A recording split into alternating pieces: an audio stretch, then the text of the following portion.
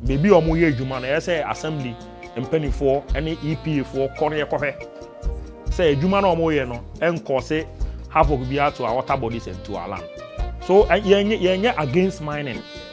The assembly is not against mining, but we are against illegal mining.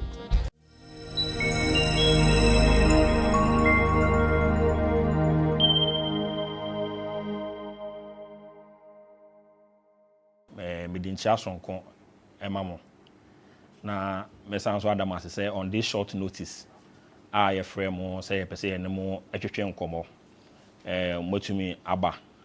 Em say ena anopa yinhia mu yi nhyiamu a enche bebre. About report bi a make headlines in various media.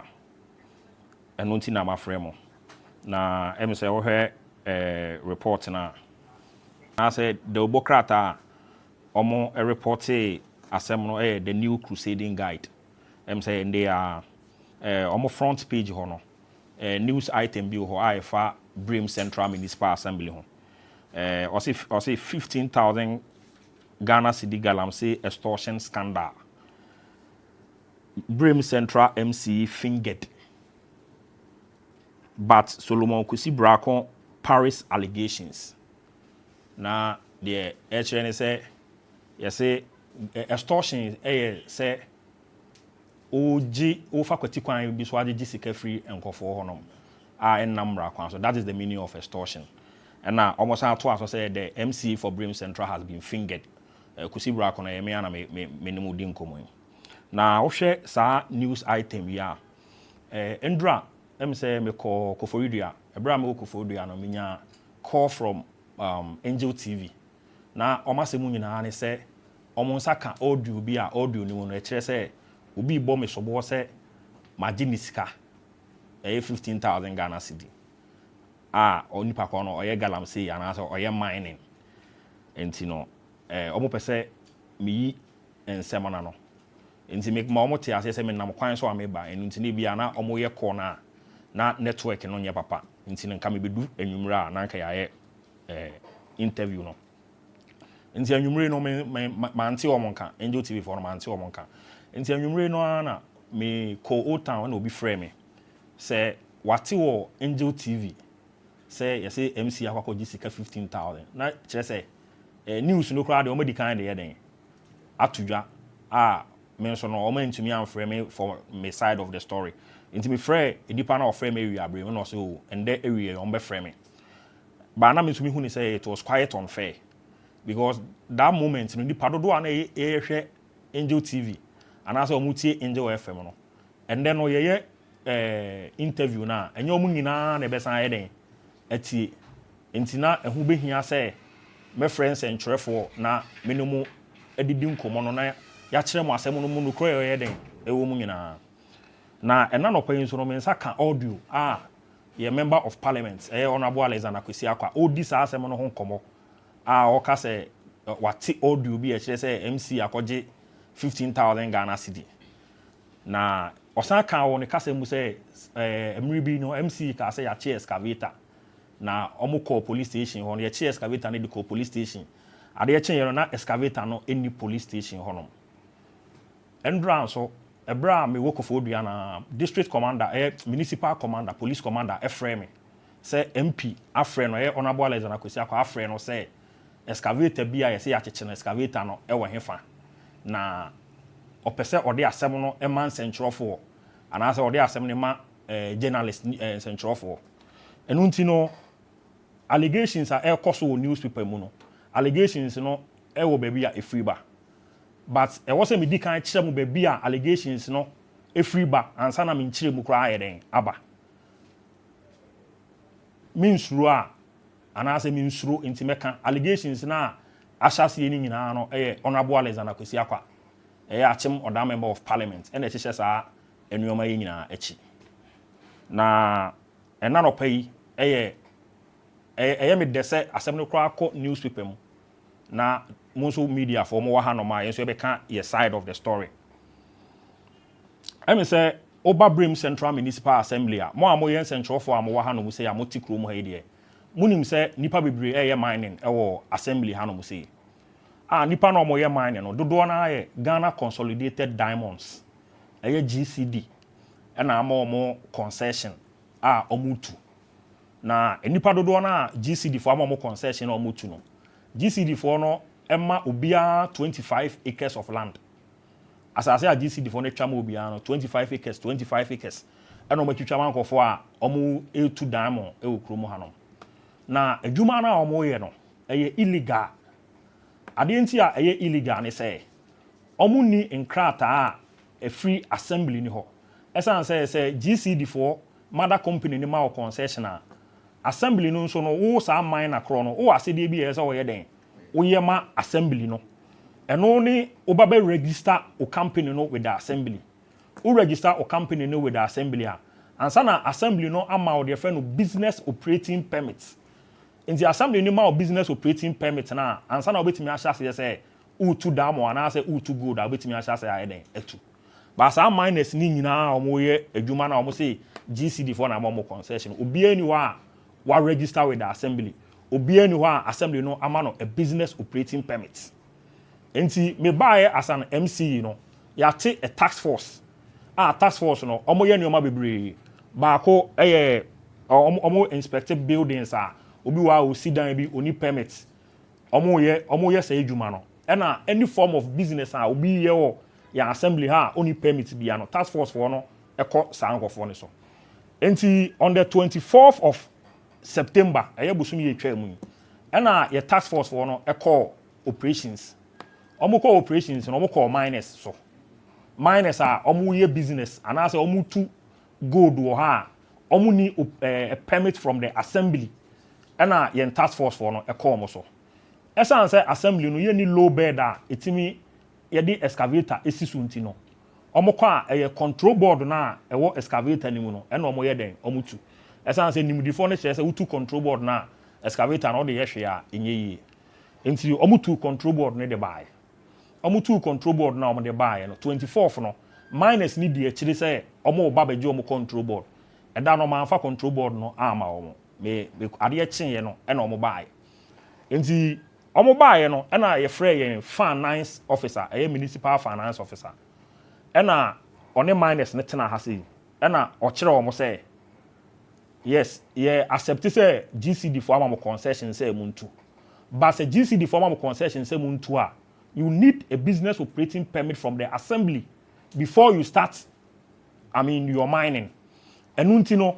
ewo ye fee fixing resolution mu no because answer ma ye kan nyina assembly ni nkrata ase mu a friend fee fixing resolution mu no so obi ye business without a permit in the assembly ye fine e wo say ye de ma no enti ye municipal finance officer e ka kire omo say ade na omo ye no e wo say obia etua sika 15,000 Ghana cedi e de ma assembly no for operating without any permit from the assembly enti sa 15,000 na de obokrata e ka ho asem no enye municipal chief executive e no mo betua sika na ma no they pay the money to the municipal finance officer and omutua sika no ma municipal finance officer no ye ma omu receipt enti wo hwe book ye kura me ya me wi am de mama mon central for am wa na ma hwem we ye Agyekumwaa Bismarck 15,000 Ghana cedi being fined for illegal mining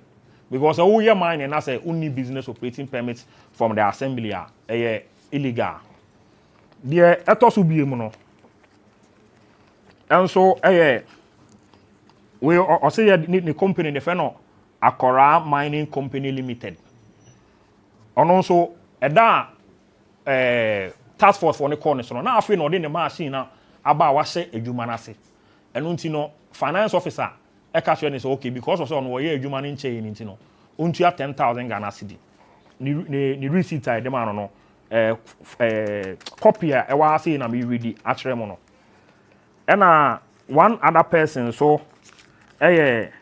Vincent Sajara ono so etua 15,000 Ghana cedi Emma finance officer ni receipt na wa say we are the receipt ni na be ma mo na ma hwe say asema me ka no sanity ana say sanity na em se ba kon so wa hanom o say ye friend no Samson Kunadu Samson Kunedu ono tutu ya 15,000 Ghana cedi ena MFO and as a municipal finance officer ema no receipt.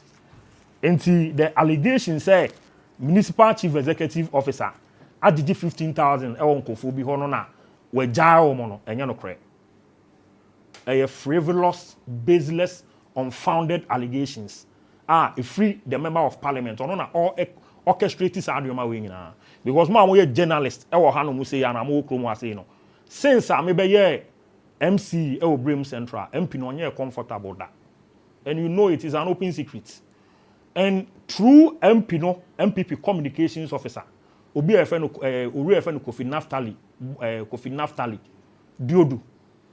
If we know by pain say a kwanya ombefa so a omampani be yime dibia no ombefa sa kwan ne so enu bi ne sa sebe enkwala asem we omoye because say nya enkwala asem a say wote asem a you verify from the person no one who say no chrome and say no chrome. And in this modern world, you know, who collects bribe and issues receipts? Our friend say extortion. Who extorts money from people and give them receipts? And see, Ghana Consolidated Diamonds, GCD, a legitimate company, a Ghana bind there. And our mama and for concession say, Omuntu, our MNC, but only permit with the assembly. The fact is that GCD will as I want to know, does not mean that the person shouldn't register with the assembly. And see, the allegations of bribery, extortion is neither here nor there. And most of the times, you know, we hear last week, Community FM, omu make a post on social media say MCE say yenye mining wo galamsey e wo Agyekumwaa na ade nti na ye de 9 months for aba. But a brief show be anywho ma koso wo dan Agyekumwaa me admit say the issue of illegal mining is a problem affect yen. And I'm on record to have written to the presidency as far as the issue of illegal mining is concerned. Mature krata akom ampeni ho IGP Teteyonu Birim Central Municipal Assembly mature krata akone ho National Security mature krata akohonom Ministry of Lands and Natural Resources mature krata akohonom about galamsey. The latest letter yetrokoma Ministry of Lands and Natural Resources ye copy 9 months no was a letter ye demand Ministry of Lands and Natural Resources say ye pe blue water gas for ni bi normal by insu no so normal be protecting insu na my all those letters are there. And after here no I'll give you all those letters because our assembly records name.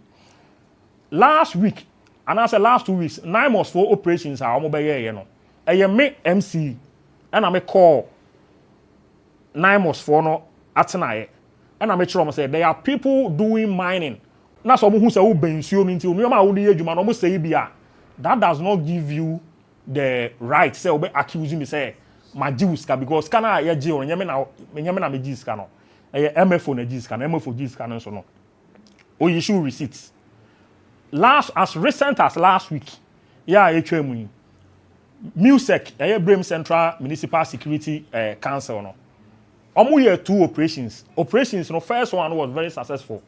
It was very successful because omo koye no mutimi ehye chamfan infidie mienu Sunday almost call operations. As our operations mienu na MUSEC for akọ in Birim Central Municipal Assembly ni nyina no. The often day sa operations no me. The oyi sky dey sa operations. Me na me yi me bottom sky na me dey ma almost say omo nye operations because na ye pesika free ye finance department on sika no delay. Enti ubusa BNI for penny a o kro mu hanom say obeka sure say the latest 2 operations are here on illegal mining in Nano. Me and I'm misika 12,600 or so. And I here 2 operations in every. So when it comes to the issue of illegal mining, I say galamsey, I have been very firm in the fight against galamsey. And I know very well say and Kofobi feel say in their term or in their tenure, they couldn't do it.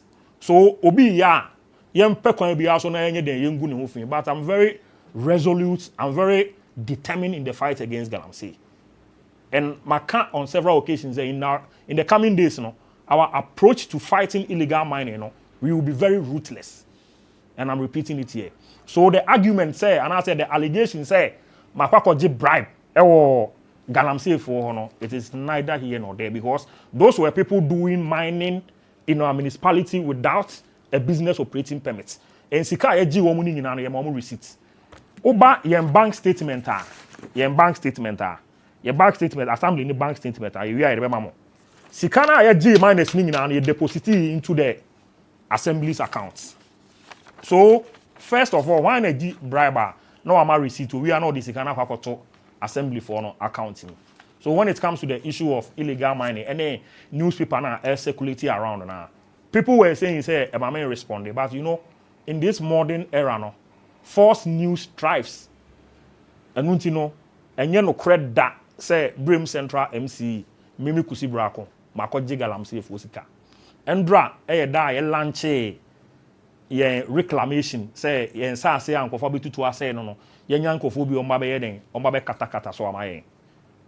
And when it comes to the fight against galamsey, my bomodin bebre me you say enchen enkamfo ne ho say mede techrema na edi ho adanse. Now, in this morning audio, metie ye no, na ye member of parliament ye kasa no, no ka bibi say ye che excavator na oko ade che ye no na ye excavator no every police for ho. No kura mu ni say be bosumi mienu ana say bosumi miense ni anadwo be 8 p.m. na ya anadwo. Na me wo old town me wo barbering shop keto bi won na makotena anim. Enti yete ho no ma na ye hu say excavator esi low bed so a ebetwam sa anadwo no. Enti mi hu sa na me stop excavator no me ma boys na no mo around ni nyina aboa me. E na ye stop excavator no. Enti ye stop excavator no. E na me frɛ police commander, divisional police commander, ACP Dako. Say excavator bi ba betwam free old town by nim baby a omo say excavator na ye den ekɔ. Enti no omo meji machine nkosi police station ade chia na ye hu nkofo na omo de excavator na ye den ekɔ no na ya ka ho asem. Enti ade chia ye no omo excavator na ye omo de anko hu commander no omo kire commander say there bi enye excavator enye mining na omo de ye den omo de kwakoye ba omo mpo no omo de machine twam akɔ ba bi na MC hu omo a o ye den o chi omo.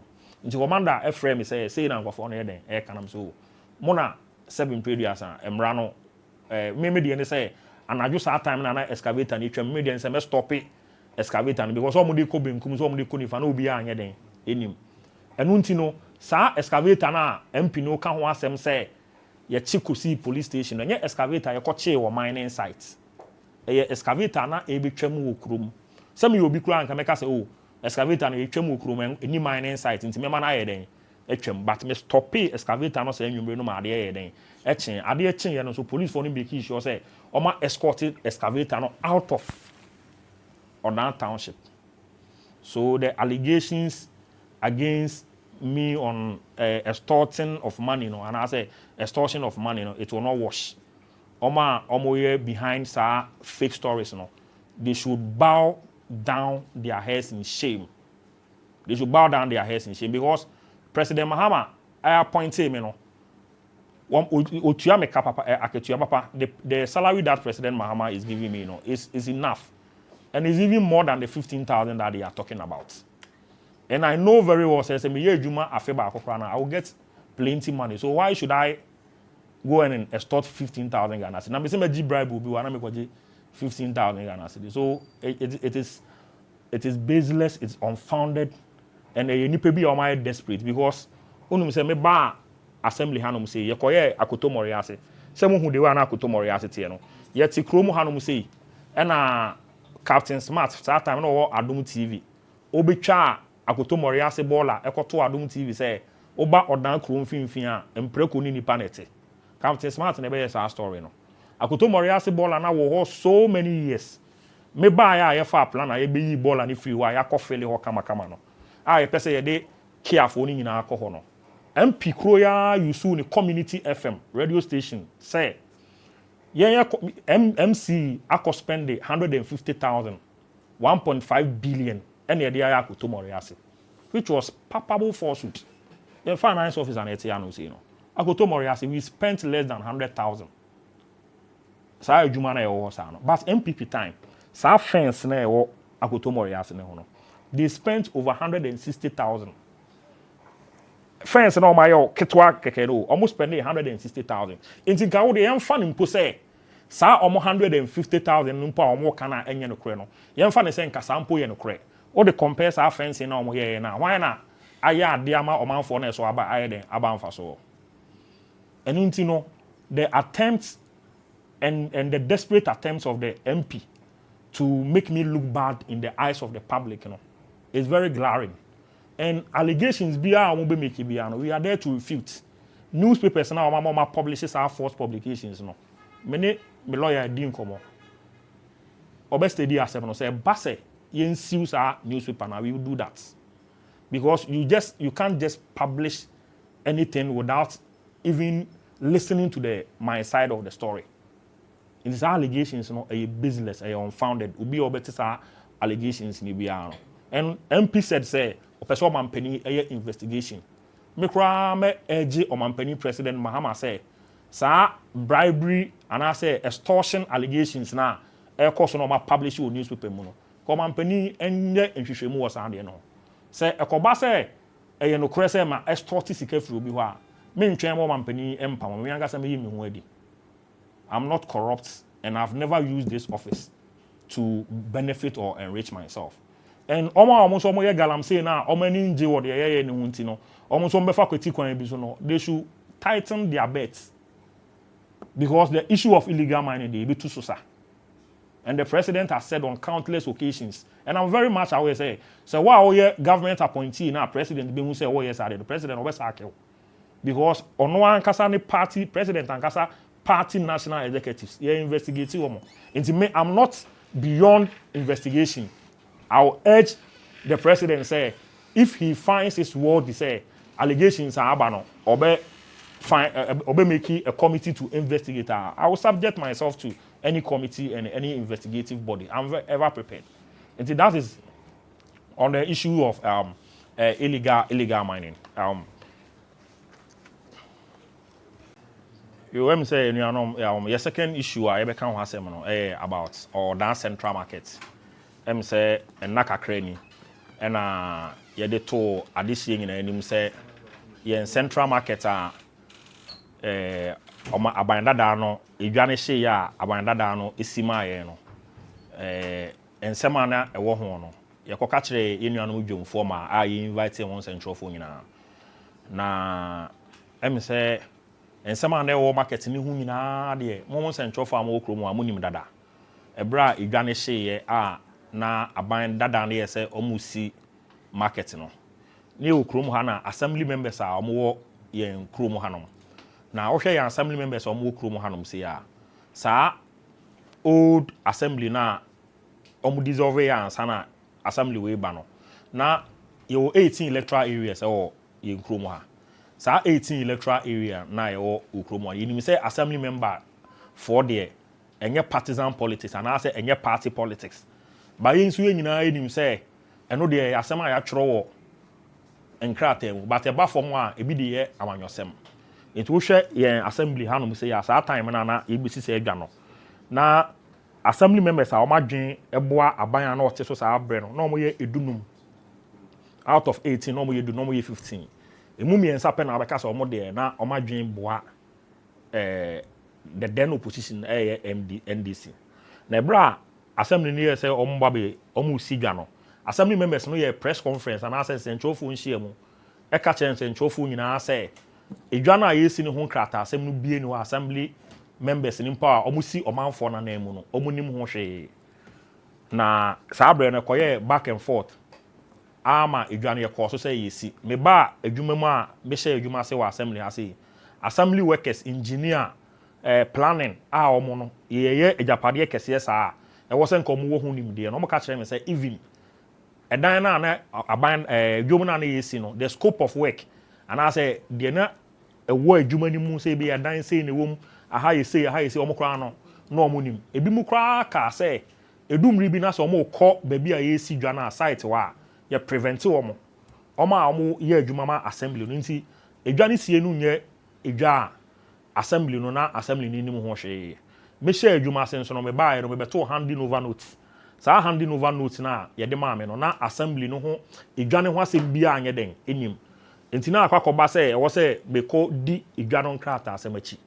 Nti ye di idwanon krata asemachi from common fund ene RCC ena finally yensaka nkrata no. Yensaka nkrata na nkrata mienu.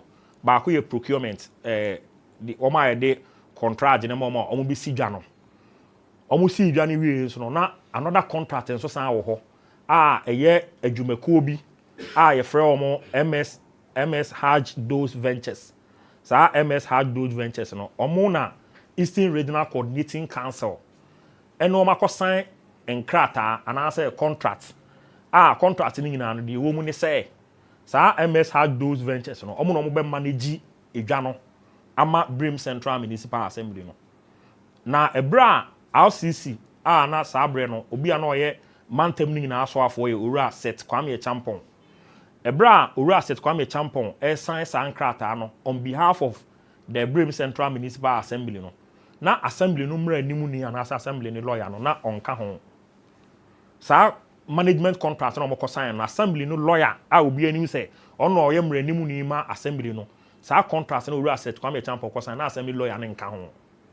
There to be assembly members and I say municipal assembly no ejapade no mo na edwane ye omo dea no ene nananom ye ko sign sa contract no ya amfre assembly no ya amfre nananom ene omo ko sign contract no omo ko sign contract no ewie no contract no o ba se ho na ye the clause bi a hye ho say after say omo ne RCC no akọ sign sa contract no omo mbra assembly ha no omo ne assembly no so mbe den eme sign obroni fre no ratification eso mo ba no mo be rectify contract na ansa na contract na ye den edimu na o kan sa management contract na esan eto aso ka say enadu na ye 14 days echi no a ye contract na mo no say o ma amba assembly ha no mo ne assembly no am sign contract sa contract na o makoye wo kofodua na say RCC ho nyina no contract na nye den enya dwuma enimu because in the thinking of the then regional minister no na onim very well say emre bia ni ho e ma ne ho kwan say ono onko sign a management contract and I say assembly na japade no onfa nko se adwumakuo bi nsa e obreko a assembly no nye den enimu ho hwe ntina contract ni mu nsem no ebra yensa kan sa contract na ye to yensa frɛ management sa management no ye frɛ no regional minister ma ye lawyer e na ye frɛ papa no oba ye no ye lawyer ekenkan sa clause ni nyina akere no ye lawyer kenkan sa clause ni nyina akere no ka kire ye lawyer ne say baby ana ya kase omo ne assembly no ensign contract no na omo de omo nim say assembly no eno ane RCC enye Birim Central Assembly na oyeye den ye ka nti ye mani hu say there be ye kase assembly a eno ne Birim Central Municipal Assembly nti ye ka kire sa MS Hajj Dose Ventures ne say omo nneoma bia ewo edwane mu no omo nko yi sa nneoma no omo nye den omo nko because assembly ni omo ni twaka bia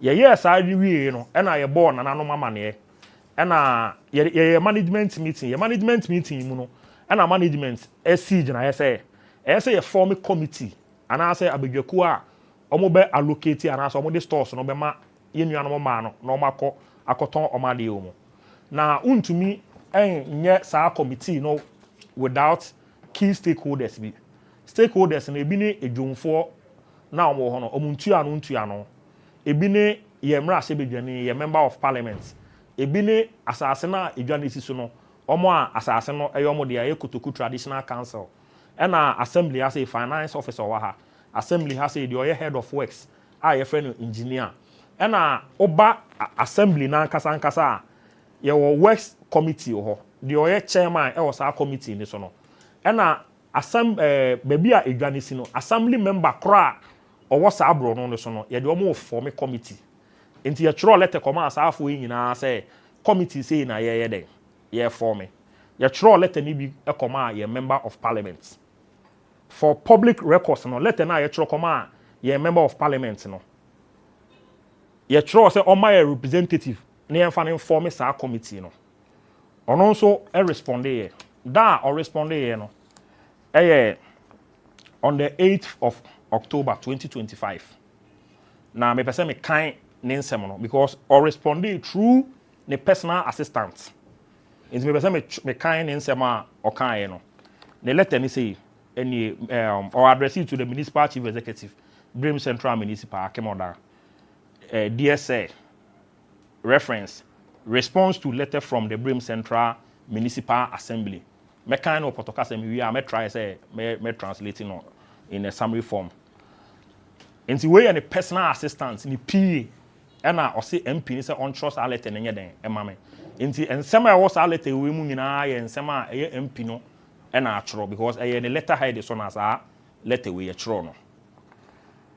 I have the instructions of the Member of Parliament to acknowledge receipt of your letter regarding the formation of a committee to oversee and allocate the redeveloped Akyem Oda Central Market and to reopen and to respond as follows.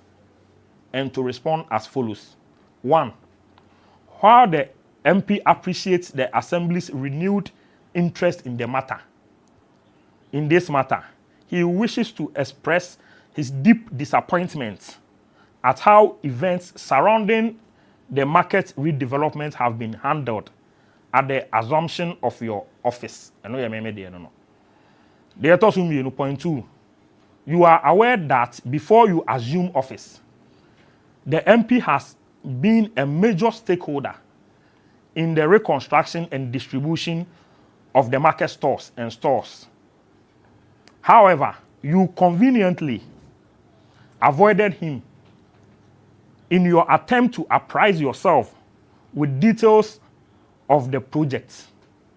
Instead, you resorted to making unfortunate public comments and widespread misinformation that have unfairly cast doubts on his integrity and the role he played in this important initiative.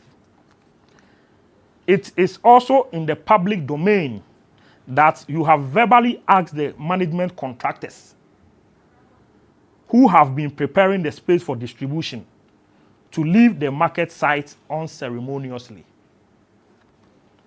Meanwhile, all the efforts that have already been made to distribute the markets under the auspices of the National Investigations Bureau, as instructed by the former MCE and the MP to ensure transparency, has been handed over to the management contractor. The MP feels obliged to caution you on attempts to create confusion with your current move, which seeks to undermine the already laid down procedures. The MP will advise that you delay the formation of the committee as he is currently out of jurisdiction on official assignments for a proper brief of what has already been done before you came into office. The Honorable MP remains committed to ensuring that the allocation and distribution of the redeveloped markets are done in a fair, transparent, and orderly manner for the benefit of the people of Akyem Oda. Thank you, yours faithfully, Maxwell Auntie, personal assistant to Honorable MP, for on behalf of Honorable Alexander Kwesi, Omokope Minister, Common Fund Administrator, Eastern Regional Minister, and Municipal Coordinating Director. And so we hear the MP no can say, some management na make come asem say, Yako for almost managing markets no 10 years. Assembly members are almost see amount for na name no. Na omonya aware. Na assembly lawyer no enka ho no. Utimi say MP no o tie ne kase man ni nyi ho say sanko for no. Yesi o mun free ho nya den enko. And then last week, I na otwe me wo ho na minya a call from local government ministry. Minya a call from local government ministry no. Na yesi nyanko Monday and you direct me call Chief Director Office. Me call Chief Director Office no.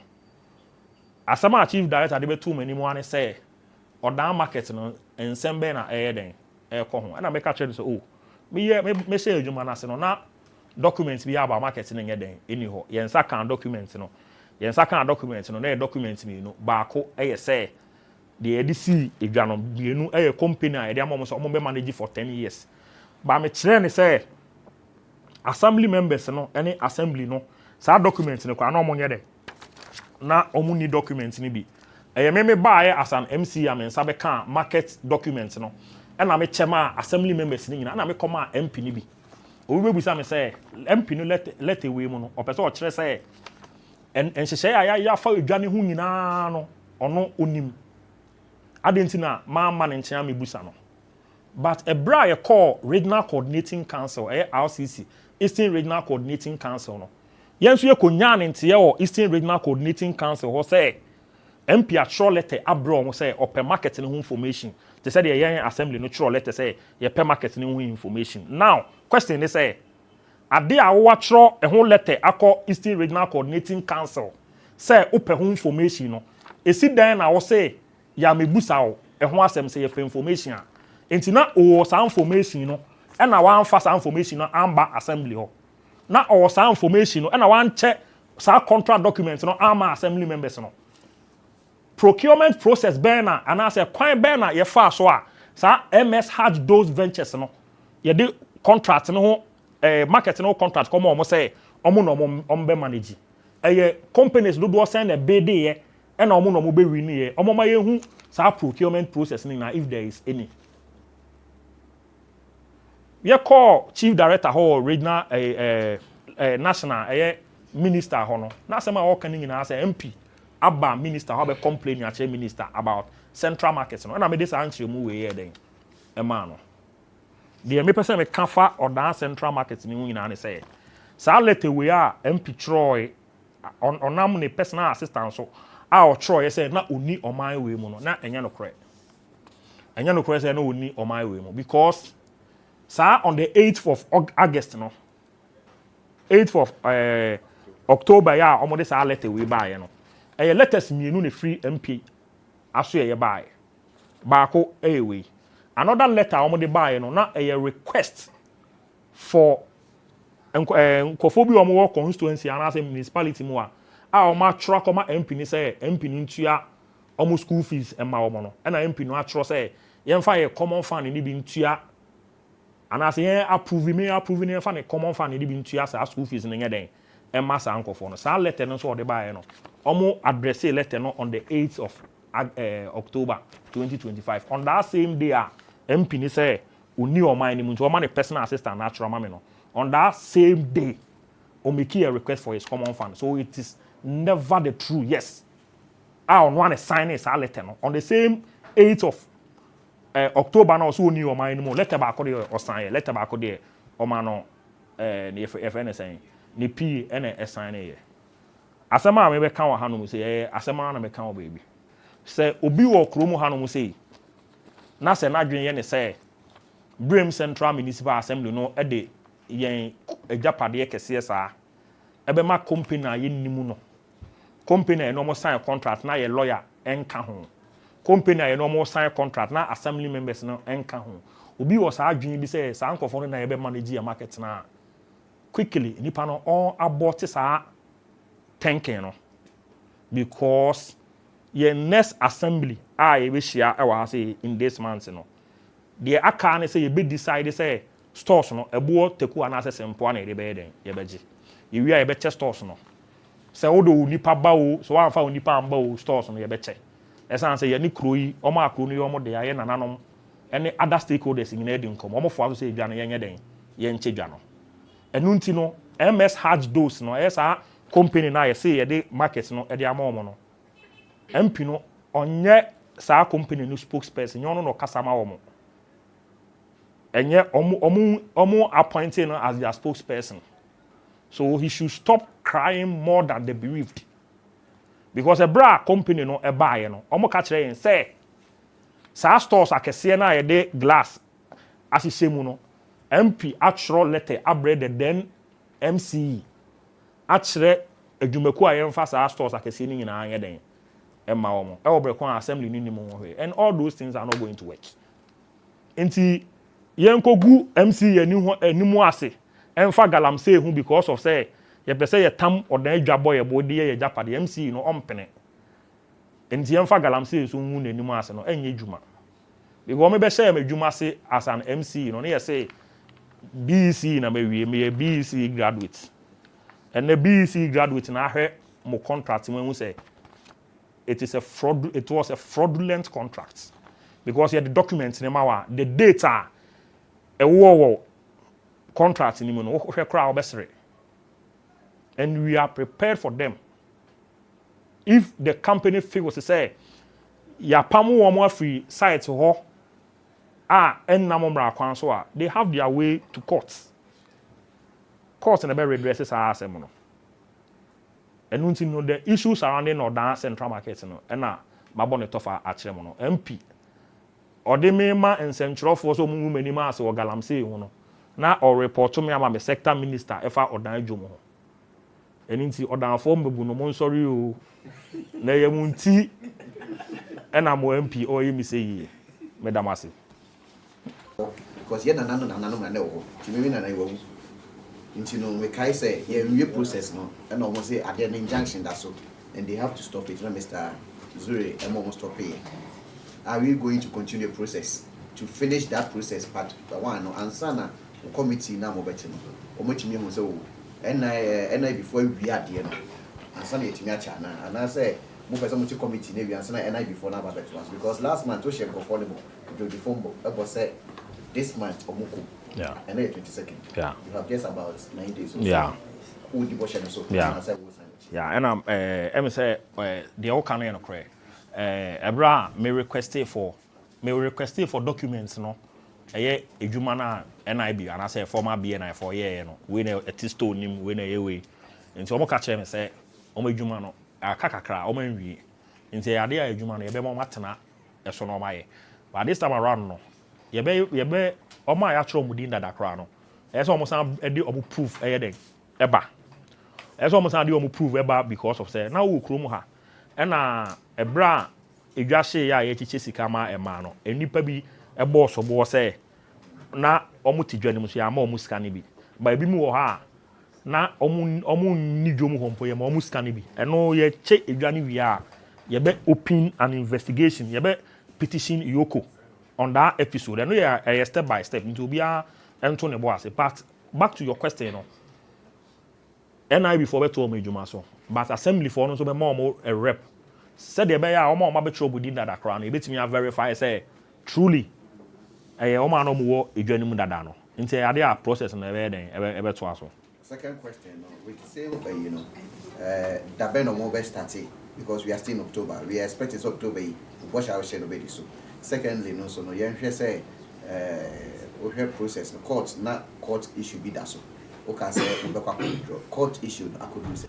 Yeah, as we speak now, there is no court issue.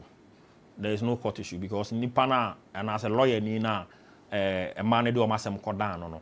Our modi assembly class in DB, no, Yesia and Mano, Yesia and Renimunino, and any Omakasa amicably.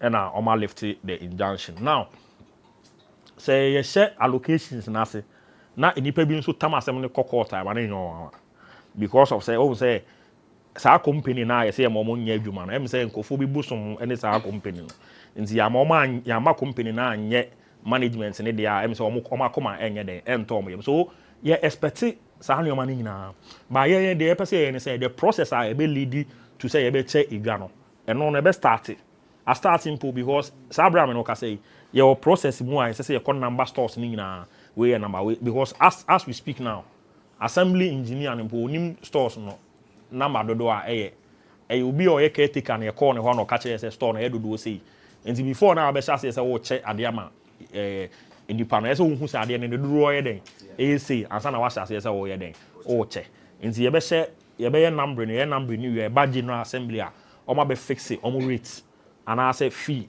esro yemfanji say a form yemfanji say store so yemfanji say yes anu money in area na afre o ma was say dey mom but sisi a priority kwa enye stores na angasa ye priority ni e man no mo ton ade wo saa e kwa no because omo no say stores mu no omo shed ni mu no so ye be start ye be check ama omo answer omo na ko inside pe na afre ye ko ma ye den adwuye na store ne de ya to ye bo ase na ya shase na ya che nti ye be bibia kama last question committee the senior stakeholders media is that appropriate so that is why you are here so it's good say my draw and attention Said the American say whatever we do no. Yeah, I mean, you're immune from criticism. So I say, you know, and I say, most suggest actually, you media fraternity no near any pabako. And I say, minim se moye a cool na mo enclave wa nanka mo media foko nanka mo demo rep aheden. Aba, and so I'll urge you say media. There are a lot of powerful media houses in the municipality. It's about time also you come together as a group and as a unit. Think about na.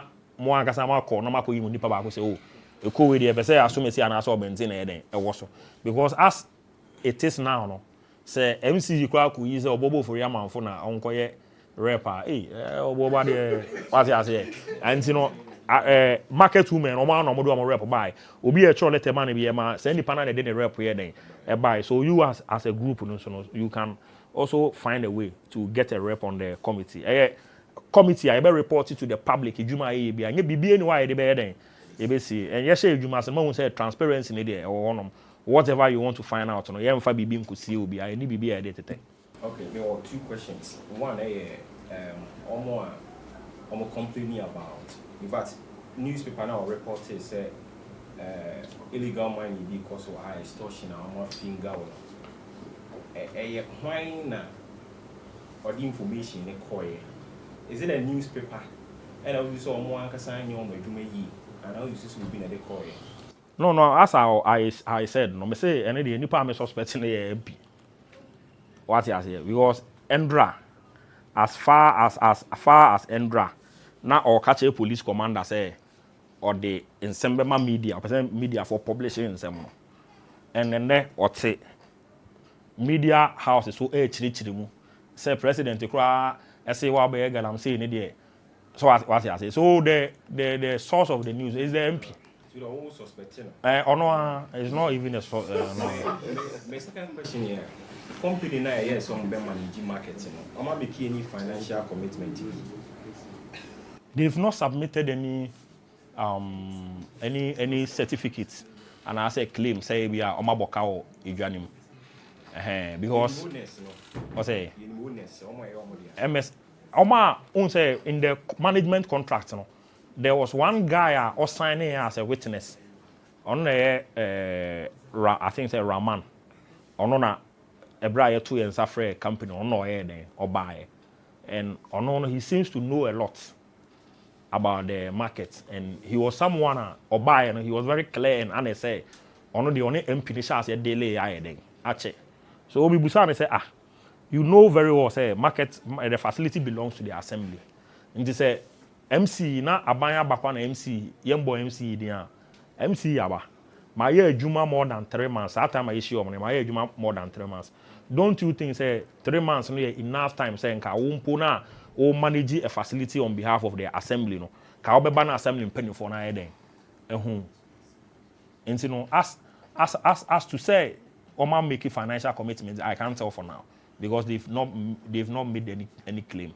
Back and forth in the chassis and Oma express disappointment to be and I be a call and then no, many among kita hudi any day, Omunya inka yebetana sena ABI ya iron turns out, but I don't see even the clothes to even begin ironing it. So I say because before now ironing, there has to be a cloth. But this one there is no cloth. There is no contract. Because after some contract from RCC, they were supposed to ratify the contract with the assembly, which they didn't do. And in the contract, and it was stated clearly in the contract say failure on their part to come and sign a contract with the assembly, nullifies whatever they've done. In Sierra, say so more any document apart from management contract now. And they said all they had, and I say all they have the management contract itself. So as we speak, they've not made any financial claims. You see, on the issue of management, or here in hostel, assembly hostel, the idea was to give it to a private person. Now private person manage it, so that ABR, because the facility needs holistic, renovation. Nti ye nanke say ye private person no longer say the sika be renovation. Nti ye sika na the renovation na ebi ehun say sika we no ebi a 5 years 10 years na assembly ni betime tu aye den ama no na ye na kosa agreement no na yasane na hye say ebi asika obeje wo facility no bia no emu 10% and I say emu 20% enko into maintenance of the facility. Ye dey say ade we nyina akoto assembly ni assembly members na anye den almost say the assembly is capable of managing the facility. And that is the honest truth. What we have to do is say I also a management committee for all the markets. I say your markets, your Kumasi station and Kwantenum and your central markets. Because I go for private people your manage markets. So what we have to do is say this time around in the management of the markets and say politics. I also say a bipartisan politics you be experts our management then we put them together to make sure say they do it on behalf of the assembly. I know the Beko assembly in the whole because what share the assembly's position assembly new position and you say you private individual be manage a facility. That is not the position. But if it has to be done, it has to be transparent.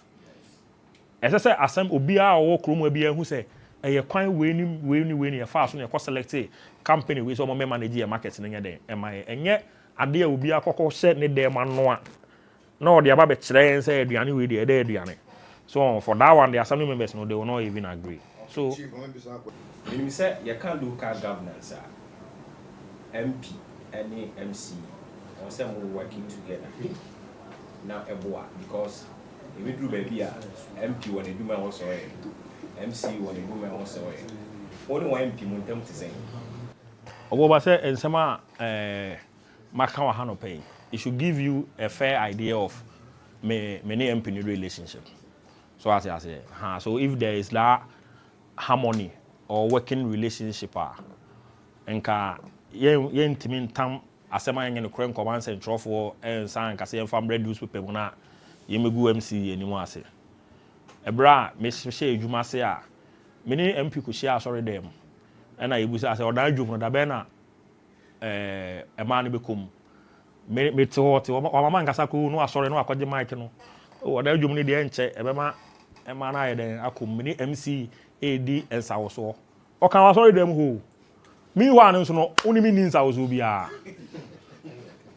what you say he said it in church right in church sa sorry full gospel sorry dem ho say oh many MC dins also said be ya check market no me one so onimi ni ensawoso bia so that relationship is not there and it started even before my confirmation. Ebra confirm me kwa na MP akotena the radio station so say ono ni intel a watende say oman he na akofa me mabase me be MC say de be ya ba betete no na ne common fund a ye de be ma no oman he aka kire me say ma me sign ne common fund. He started live on Community FM live radio so that me do across me fin kran me ba me do across MPP ni na frame me say me fa be radio into Community FM. He was making those unfounded allegations on his radio station. But I say Juma say the first person I may approve ni memo. I MP ni common fund. That time no na see BEC for akwakoye mock exams. I'm a BEC for and I all requested for 74,000 Ghana cedi. Me say Juma say na I say second day was the third day and I may make approve amano. I request being who MP. I requested for the common fund. Mama na dame table so I'm at the the moment it comes, I do the approval because the perception has already been created. Say yes, oh, MP common fund by yes, man in then. A man inside by the idea to me table to be a neat idea in your day. And what's planning just what which is a relationship? Are you ready to amend it? Say, what I say, many of I mean, I can say it's easy with them. You see, in the first place, no. Me yemi no me na me young. Ebra me say adwuma say MP ko complain kire Christian Council. MP dey me whole report we below. Me say adwuma say no any be so me be insia no MP report to me be 5 or 6 times. Local council of churches MP ko report me ma omo say one me ntemo nya papa na ade ade. Na me say no. Mpenifo say de ode ahwe de ba afie no. No an ode once na bai. Ebra e bo me din say me be MC no. Me fa phone and I me frɛ MP. That time no me friend or WhatsApp call because na me nya information say MP ni Ghana or outside. And I me friend say president abo me din o na me confirmation into na me yɛ den. Me frɛ. O ka tell me so or outside obeba Saturday me friend no. Saturday me friend no so o meeting. Anwumre no me ntimi enhia no.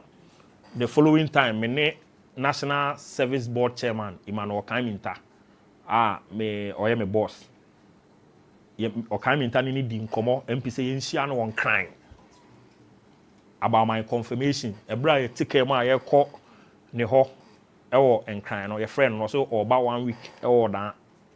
So me on my part I've done whatever it takes. He has a personal score too. I don't know his problem. But me need any issue so far as I'm concerned. But the fact that me need issue no so nkyere say ebia yakọ sign contract bi edwa na enu ntin me say o me need MP ni issue ntin ma man kofo abefa edwa no ma ko manage no ade e namra kwan so e wo say ye bia de e be den e be ye now this companies are bobo amount assembly are finding if they pay their business operating permit, would they be permitted to operate? Yeah, because they are concessionaire GCD. You see, them no. You see, the moment Galamsey no, they classify illegal mining there, and the people are not having a permit to operate in our municipality. The GCD, yeah, GCD. Don't talk about GCD. Yeah, can't say yeah, so the OEM mining get a permit from the assembly. They say what could you see come at GCD? GCD for assassin. And what could you come on my ton assassin amount? And I also assembly no be register ewa and I am our business operating permit. Now say men's you. Oh yeah, reclamation. It's not because of say over 2 years the castle registration na where you rules and regulations are there mining you have to follow to the latter. Is the assembly going to do that? Because CC are able some committee. They have paid it. I don't know if this is a fine. This is a fine, yeah. Are they ready to pay the operating permit, which will permit them to do they have not. Okay. So still they cannot work. No. The moment we see them working, we will send men after them. And that's why they feel like this money is a guarantee. So no, but when you are fined for doing something, say say who driving as a license, who need license, na say local court, na say court a fine does it mean say driver's license no court are finding unko license ni bi. So have you educated them to obtain the permit? We gave them 2 weeks to come and get an operating permit from the assembly. Now, machine do omo dey aba site who nyina no, the assembly has to document all those machines. Baby omo ye adwuma na say assembly mpanifo any EPA for kore say adwuma na omo ye no enko say havoc bia to our water bodies and to our land. So yenye against mining. Yes. The assembly is not against mining, but we are against illegal mining.